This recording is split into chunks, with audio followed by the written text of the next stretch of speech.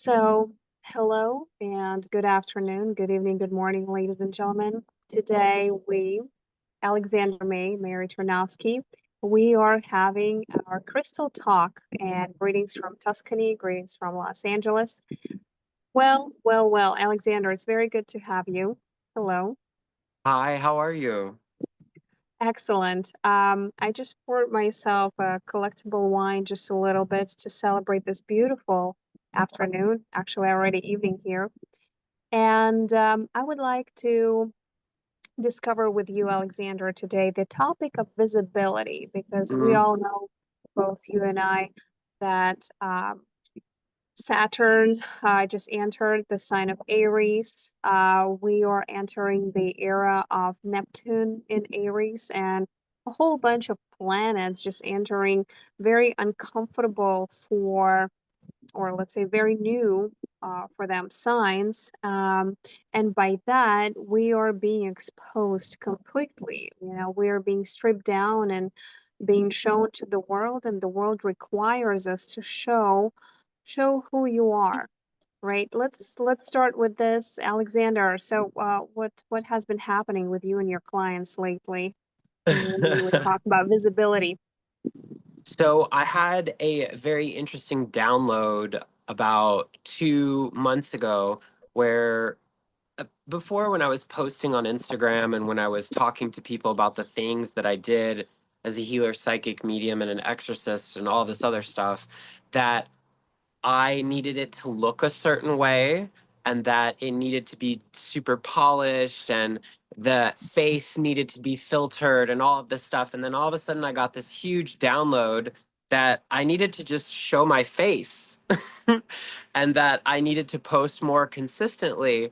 But I didn't have the energy, I didn't have the drive. I felt very drained. And then gradually, over the last like couple of weeks, it's just been getting stronger and I've been getting punchier and I've been able to do the video in one take and do it with confidence and show my face. And I'm like, Hmm. oh, wow, you don't need the filter. You are handsome. You are beautiful. People want to see what you look like? And then I started to realize that the filters were making me have a little bit of body dysmorphia. And then a bunch of my clients started asking me, like, what is the deal with the face? you know? And I said, what's going on with your face? So I asked the question. They said, I just feel really weird when I go online, and I feel really weird when I put myself out there, and I feel very strange when I'm talking to people and when I'm recording myself. And I'm like, yeah, because your body wants you to be seen. It doesn't want you to do all this trickery to make people think that you look a certain way. People actually want to see you. So, Hmm. Hmm. yeah. Well, actually, we will see a lot of coaches, the so-called visibility coaches. And I remember you sent me one account. This was like a year ago. One girl, by looking at her face, one could tell that she's somewhere from the Midwest, some from Townsville, somewhere in Ohio, but that in any case, that she was absolutely terrified to show herself, and yet she did take some shots in a photo studio and was posing as a extremely sexy model, although her voluptuous figure and sunburn white skin from Ohio did not really match the image of the free and visible Queen of California as she was trying to present herself. To hmm what extent do you think Alexander's sexuality plays a role in this visibility game? Oh, sexuality plays a big, big role in the visibility game. Um, Sexuality, sensuality.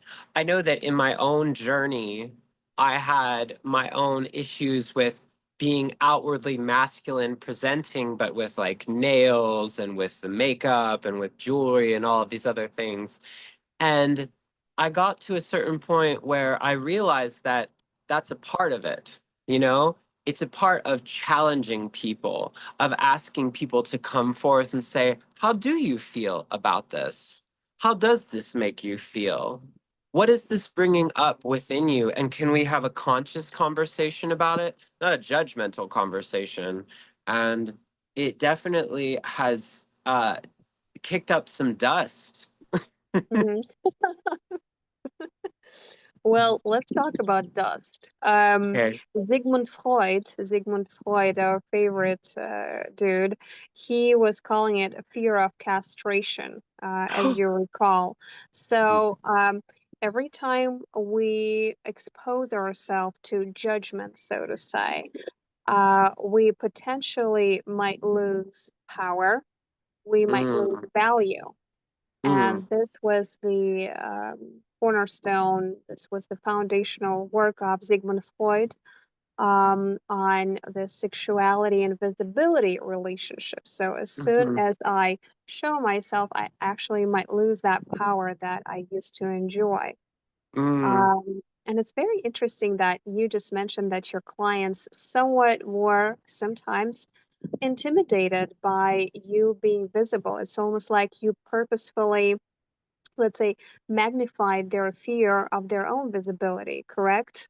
mhm. Mm-hmm. That's Why, but true. what other methods do you use to help your clients to, let's say, become visible? Oh my gosh, I have a beautiful white dog coming here. Hello, dog. Looks like Oh, a wolf. hi.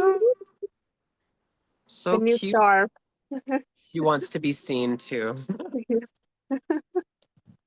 Um, One of the techniques that I utilize with my clients is a technique that I've been developing for the past 10 years called DVM, which is called Dragon Vein Meditation.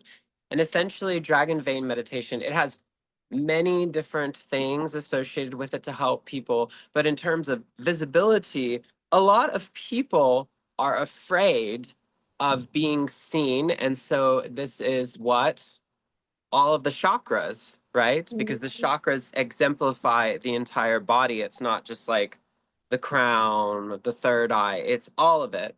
And so when you do dragon vein meditation, you're sending all of the judgments that you have about your body into the earth to be transmuted as vital life force. Because a lot of people think that negative emotions don't help like positive emotions do, but the earth doesn't have a point of view about that. The earth just wants the energy to recycle so that it can heal itself. And so when I do DVM on myself every day, when I wake up in the morning, I get up, I put Sananga in my eyes, and, and then I get in the bathtub and I do DVM with me and I go, can I release myself from the necessity of not being seen? Because if I am seen, people will hate me. And I say that every single day because people are going to love me. But if I have a resistance to people hating me, then I won't be seen. Wow, this is fascinating. People hate me, right? So sometimes these are the patterns that if we talk about your clients or in general about people who listen to our TV program, watch our TV program, Crystal Talk, right? Um, uh, People who are exposed to this fear and are being, let's say, victims of this fear of visibility, what basically, Alexander, if I understand correctly, what you're talking about is the process of internalization of Mm, the critical, or let's say the criticizing part, right? So uh, we were so often criticized in our childhood that we decided that rather than someone else would do it, I would become my own critic. mm, And therefore, I feel constantly watched and judged by my own critic. Now I'm citing Melanie Klein, the famous psychiatrist, but in general, this is basically what you're saying, correct?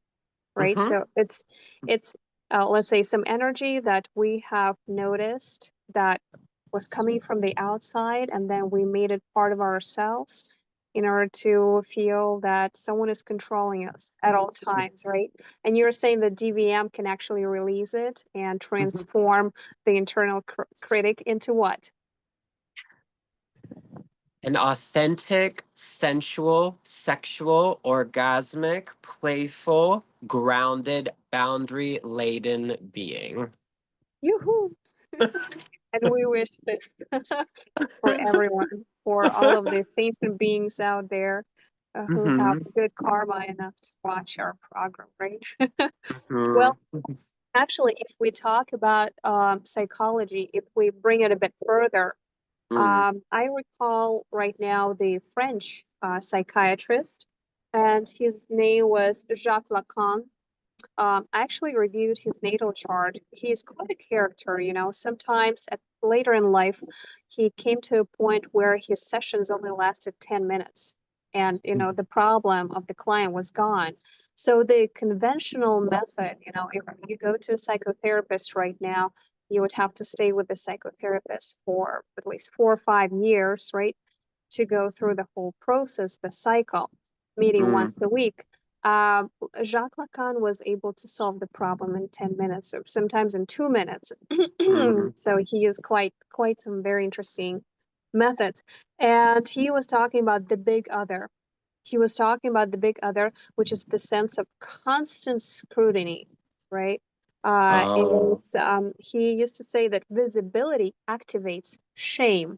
Now, let's extend this conversation, Alexander, and let's talk about this feeling of shame, for, also mixed with the feeling of fear of yeah. being misrecognized, or let's say Yep. used and or reduced to an object, as Jacques Lacan used to say.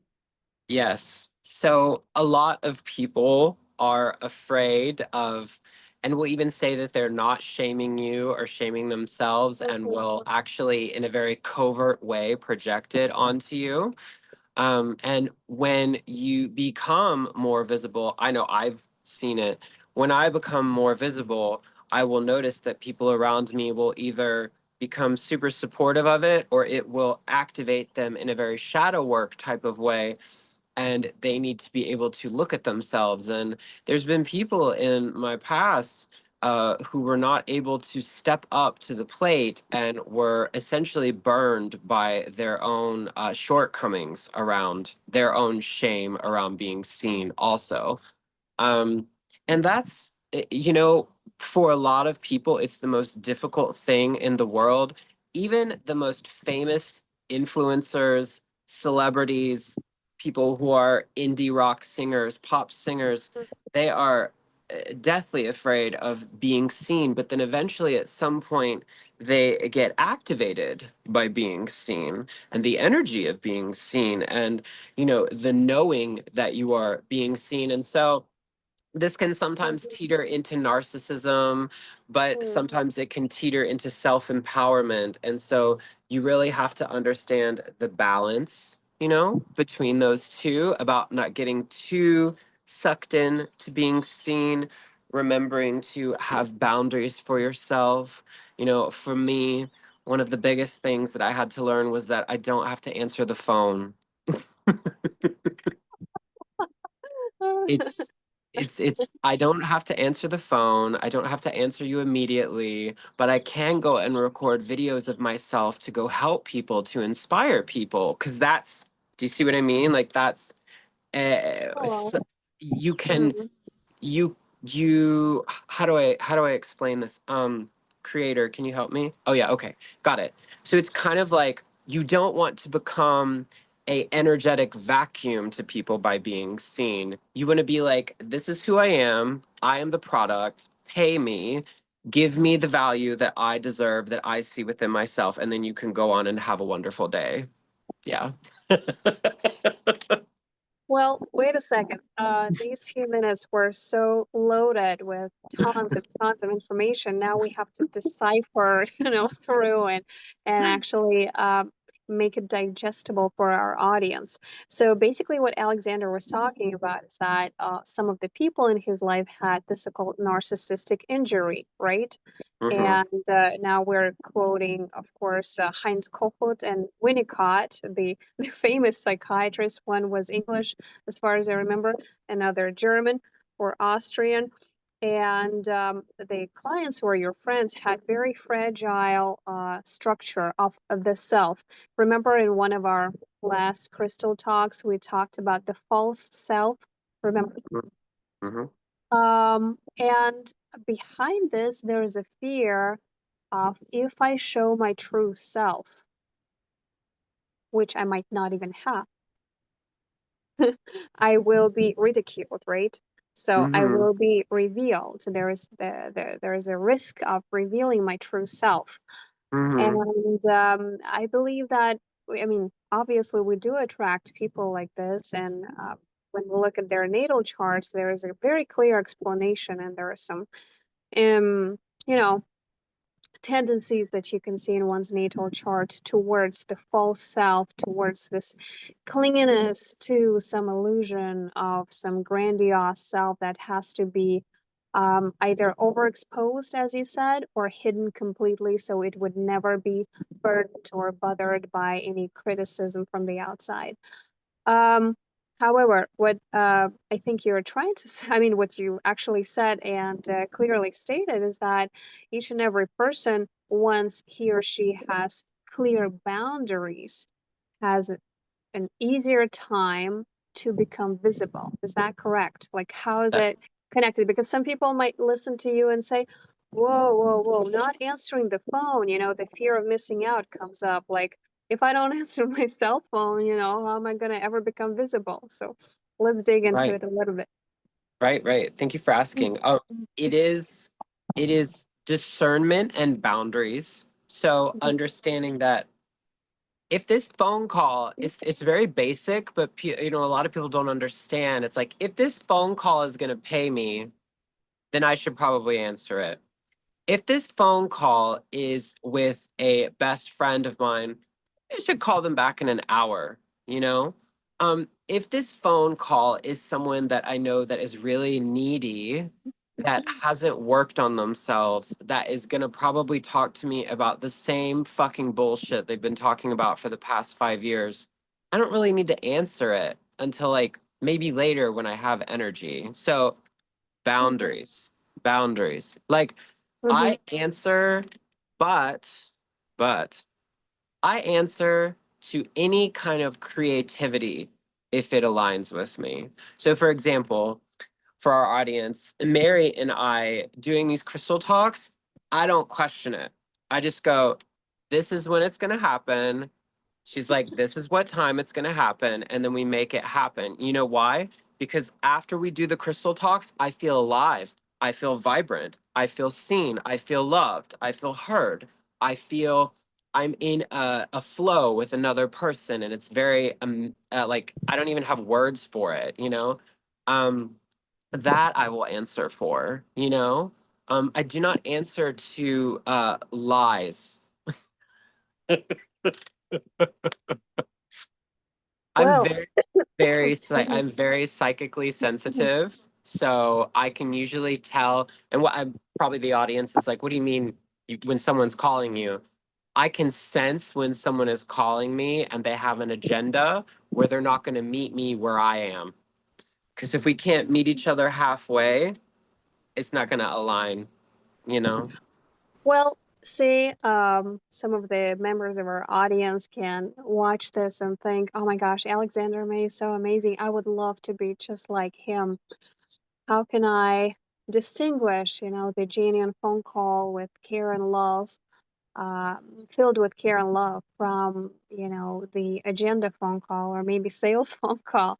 And I recall some of your words, I think it was a year ago, maybe a few years ago. You mentioned on one of the Insta Lives that if the person does not ask you within the first 5 minutes of the phone conversation, how are you? That means that they're here to suck your energy, and this might be the time to tell them goodbye.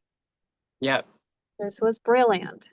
This was yep. absolutely brilliant. And I actually started paying attention to whether people ask me how I'm doing within the first 5 minutes of the conversation. It's And it very worked. it's very important because yeah, like if you're both not meeting each other halfway, it's not serving either of you. you know? Mhm. It's, and also, well, here's the thing. I posted something on Instagram yesterday where I went to the gay pride march in West Hollywood, and there was a guy there, and he was like talking over everyone and was interrupting people. And in Mhm. a sense, this is an example of me meeting someone else halfway with boundaries. I said, "Hey, I really love that you're a part of the group, and I really enjoy what you've been offering to all of us, but you continue to cut people out and talk over people and put your hand in front of people's faces, and that's very rude. And so I love your company, but if you continue to do this, you have to leave." And I guess he had never had anyone speak to him like that before. And Mhm. Mhm. he was seen in that moment. It wasn't this like judgment. It was like, hey, like, you're having anxiety and that's why you're talking from this place, but it's not a contribution to the conversation. It's a sucking energy. And then once I said that to him, he walked away. But if I hadn't have said that, we all would have just awkwardly stared at each other, would have been passive aggressive towards him. And who wants to do that at a gay pride march? Who wants to do that ever? You know what I mean? Absolutely fascinating uh, story, which actually shows how by acknowledging the other person, making him or her visible, or and making yourself visible by picking the correct tone, the correct language that the other party understands. hmm. The visibility brings the conflict up onto the surface and it gets dissolved. Now, let's talk about conflict because we have now Saturn in the sign of Aries, and Saturn does not feel comfortable in the sign of Aries. And we remember history every time a planet is in uncomfortable for itself sign, it brings a lot of trouble. So, some pseudo astrologers, I especially love the Hindu ones, they say, oh my gosh, that's going to be great, great time, peaceful time. And I just look at the transits and I see that we're going to have financial crisis probably happening this month, June 2025, or the latest August 2025. I see escalation of military conflicts. And I also see the rise of what Alexander and I, talked about 4 years ago, that, the military folks, the leaders that are not quite, let's say, you cannot call them intellectuals, but, the simple folk, so to say, Hmm. people who expose the military power, they will be in charge and they will gain this momentum. Now, what would you recommend to our audience? And obviously, all of these wishy-washy, I am bipolar and I am transgender who pretends to be a cat, or I don't know, triple vaccinated and therefore I deserve some compassion. All of these stories, they kind of step aside, right? They're going to be entering the backstage, so to say. Yeah. And the new characters move onto the stage. What would you recommend, Alexander, to our audience people who want to be visible, but they don't want to jeopardize the values that they stand for, that they believe in?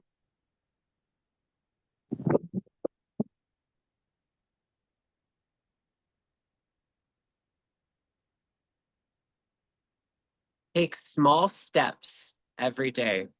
Maybe post a story of you. Maybe in a couple of days, do a post without a filter on your face. um, Learn to listen more rather than to talk more. Maybe you're on the opposite end of that. Maybe you need to talk more because you listen too much, right? There are two sides to this. There's a lot of layers to it. Before you go and react to something or go online and react to something, Take a deep breath and ask yourself, if I continue asking or acting or asking, if I continue involving myself in situations that do not feed my soul, what is that going to look like? Right? And then ask yourself the question, what is it going to look like if I become my full authentic self with no boundaries? So the question also for our audience is,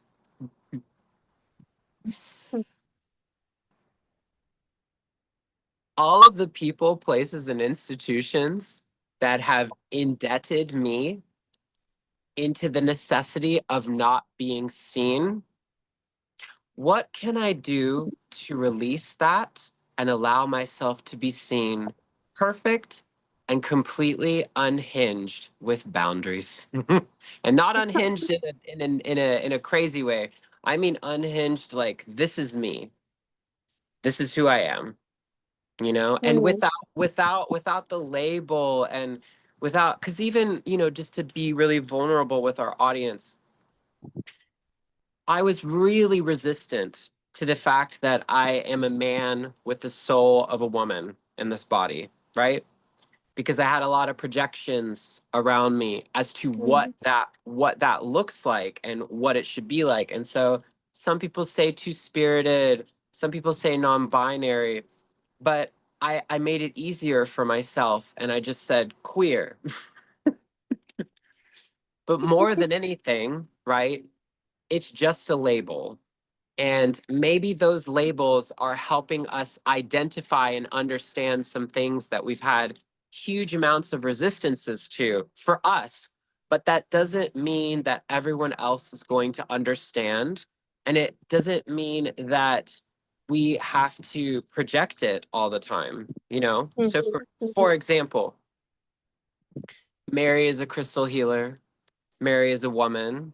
Mary is very emotionally and intellectually intelligent, right? So I know that when I talk to Mary, I don't need to explain to her who I am because of my sexuality. However, however, we can indulge in each other's sexuality and sensuality simply by being ourselves, right? So yeah, that's my advice. I think this piece will be rewatched several times by a few of our listeners. It was very deep. Yeah. Well, also Saturn in Aries, as I sense it right now, is a lot about being pragmatic because Saturn in Aries actually lacks the pragmatism. And if Yeah. you have it, if you have something that others do not have, you have an advantage. Hmm. So, as you say, I'll be very vulnerable with our audience. I will share this story. This is my great grandfather. He originally comes from a noble family. When the Soviets entered Russia, 1917 happened, 1920, and then the 1930s with all of the appropriation of land and property. He invented himself new, and he started telling everyone this legend that he was born under the stack of hay in the open field, Whoa. that he comes from such a poor, simple family that he was born in an open field. Now, later, he became the right hand of Mikoyan, who used to be and who was actually the Minister of Agriculture of the entire Soviet Union. So, when my great grandfather was downgraded, um, by downgraded, the party meant that he will go to Kazakhstan and will be in charge of the entire agriculture unit of Kazakhstan, which is now a separate country. Um, to put it this way, and I've been telling this, we want some, you know, serious information here, right? As far as like the stern look of Mary Tarnowski and some scolding of the people who are still, you know, talking about some civilizations and the stars and, you know, wear like crystals all over their head, like crown made of crystals, and out in the open hug trees, you will be hunted. You will be hunted. So we've been saying this about 4 years. Get a degree, get a certificate if you want to help people, make it official, make it legal. Get some kind of degree as a psychotherapist or as a counselor, someone that you have the actual paper to show, because the times that are coming are very similar to the witch hunt of the Middle Ages, with Saturn in Aries, Neptune in Aries. Now we have the new Pope, and some people, I spoke to some of my friends, astrologers, who reviewed his natal chart, although we don't know the exact birth time, but we are assuming that under his, let's say, time, there will be also a lot of change within the Christian religion. We see the Islam being on the rise, and I mean, I say the Islam because there are several avenues Hmm. of this teaching, right?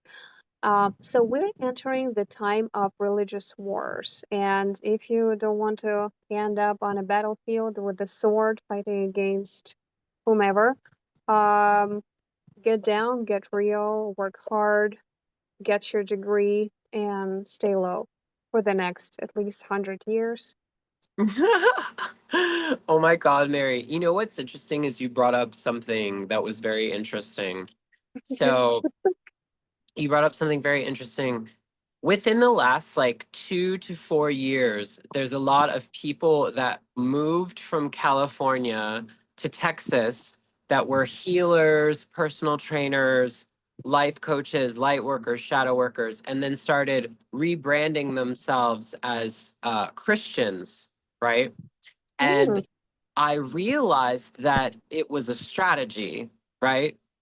And I also realized that the rise of Christian nationalism in our country is getting stronger, and that people, they believe that they can still do their crystal healing, Reiki, theta, everything under the sun, as long as they say that they're a devout Christian, right? Which is very interesting to me.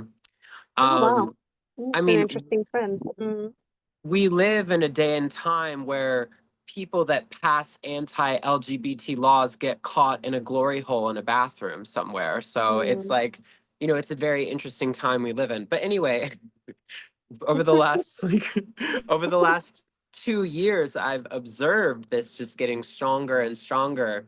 And it was very interesting because someone had a comment that they said to me a couple of weeks ago, and they said, "Well, what is your connection like to Jesus?" And I said, "Well, I love Jesus. I have a very strong connection to Jesus. I usually perceive Jesus whenever I'm, connecting to DVM or theta or any of the more like lightning type of techniques of some kind, even somatic work.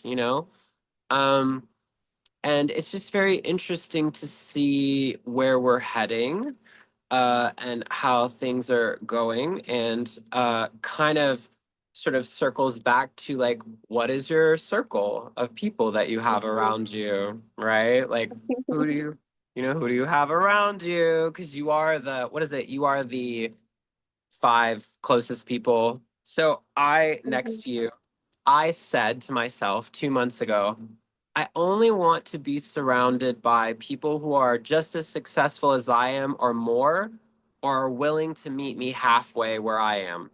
Otherwise, it's because there's no real like eloquent way of saying it other than we must learn to adapt or we shall die. So I would much rather adapt and flourish and then age gracefully in these times. Whether In any they're case, Alexander and I, we were born under the stack of hay. He in Virginia or right North Carolina, and I in the Ural Mountains, yeah. but out in the open field. I was born. Yeah, I was born from a rose quartz crystal that cracked open in the ground. Mm. Yeah. Dear Mm. Alexander, let's leave it at that. Okay. We're just gonna sum it up, and after this crystal talk, I will tell you the joke that the locals, the Italians, say to each other, and it's very Christian driven, but also involves sex, group sex. So I'm gonna tell you this after the crystal Thank talk you. in Italian. Oh, good. Um, Okay. and yes, any words for our audience? Fear of castration, anyone who wants to ditch that? Mm? Oh, may you allow all of your suppression and repression and guilt and shame to be sent into the ethers to be dismissed and evaporated forever until the end of time. How's that? May you be seen. May you be seen. Peace be And with this is, you. yes, visibility is your biggest weapon against the dark that lives in invisibility. Because if you are invisible, someone else might take this information, distort it, and usually dark forces want to take this information, distort it, and present it in a wicked, wrong way. So it is your responsibility to be visible, ladies and Mm, gentlemen. hmm Thank you, Alexander. And the light went on in my village right now. The light just went on. Oh my All God. right, I'm gonna turn out the recording. Okay. 1 second. Stop recording.